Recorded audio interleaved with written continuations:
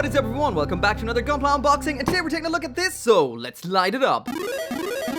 So this right here, of course, is the real grade Crossbone Gundam X1. So once again, this video right here would not be possible without those absolutely awesome people over at Hobbylink Japan. So if you do want a real grade Crossbone Gundam X1 of your own, then there is a link down there in the description.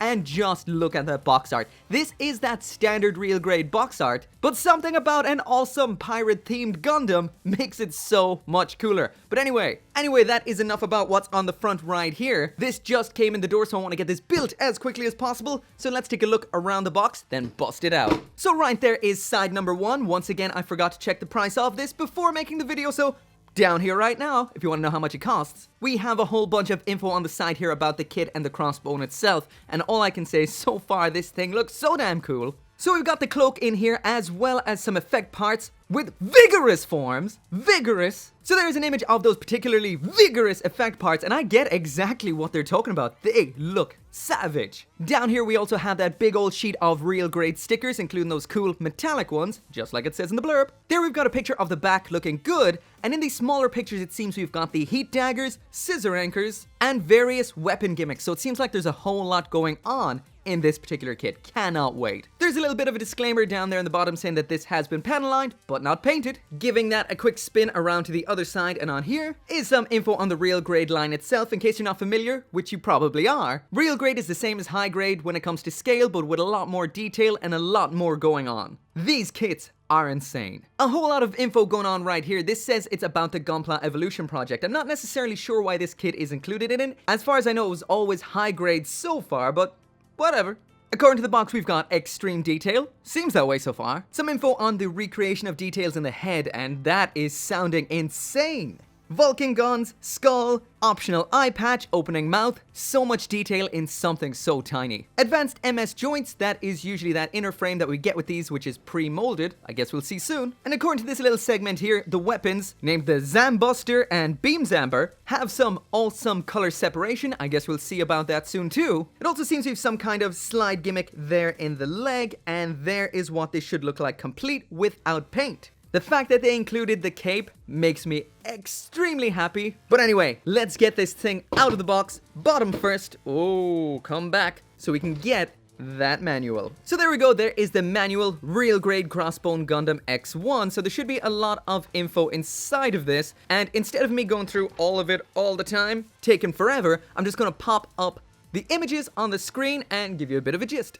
So first off, we've got a bit of a blurb about the story itself. In case you don't know, Crossbone Gundam is a manga that takes place after the events of Gundam F91, 10 years after F91 and just over 50 years after the original 1-year war from the original Gundam series. The pilot of the Crossbone right here is Seabrook Arno, going under the name Kincaid now, so that is the same pilot that was in F91. Then we've got some info on the Crossbone Gundam X1 itself. This was originally Gundam F97. It's been kitted out to look like a pirate, and that is essentially the gist of that. The rest of the information in here is not translated to English. There's the pictures though. It's some info on the core fighter in the mobile suit, as well as the ABC mantle. That of course is the anti-beam coating mantle, like right here. And then we've got a bunch of images about the weapons and their effect parts, so far this is looking pretty damn rad. And around then on the back, of course, is where to stick all of those stickers. And right there is the painting guide, in case you want to get those paints in to paint it. Moving on now to the runners, and it seems like we don't have a crazy amount in here, so this should be a simple enough build.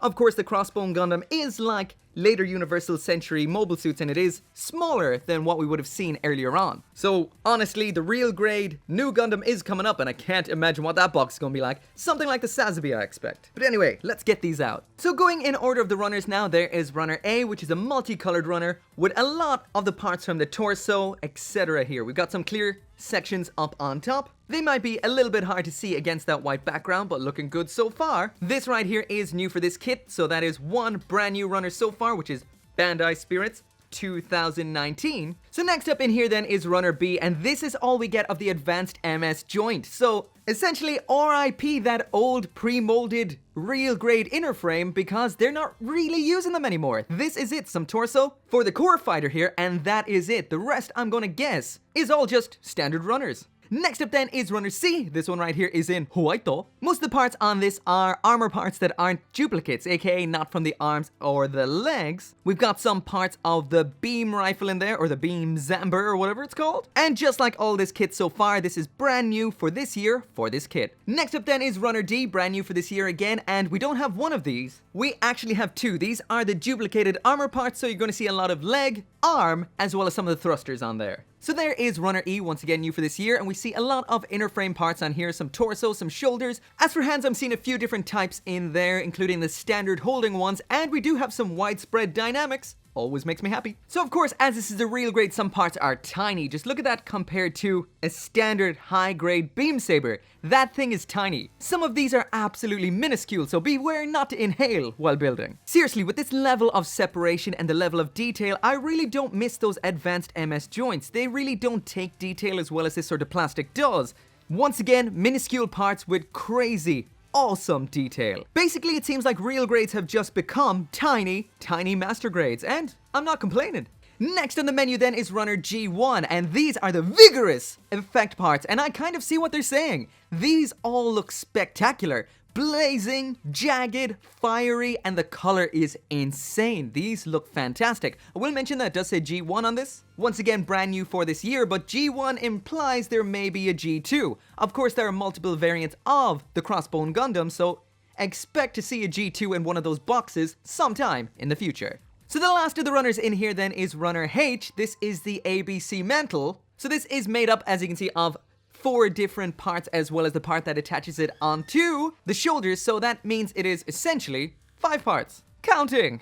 Good at it! These also attach on by ball joints, so I assume there's going to be a whole lot of motion here. And all in all, the way they're all torn up, the detail, everything, looking so far, so good. So last of what we've got in here then is the decals. Your typical size set of real grade decals. Actually, it might be a little bit smaller. I'm not sure when it's not put this way, but this time, it's this way. We've got a whole bunch of metallic ones there. They usually go on the inner frame. A couple of different options for the eyes as usual. Some foils for on the head cameras, and then a whole bunch of tiny reds and whites when it comes to those little caution and indicator decals. So all in all, pretty much what you'd expect when it comes to a real grade. So that right there is it for the unboxing of the Crossbone Gundam X1, or should I say the real grade Crossbone Gundam X1, and so far so good. This is looking great. It seems like the days of the MS joint pre-molded frame is gone, which isn't something I really mind all that much. I guess we'll see when it's built just how good it is. And this kit is 100% brand new for this kit right here,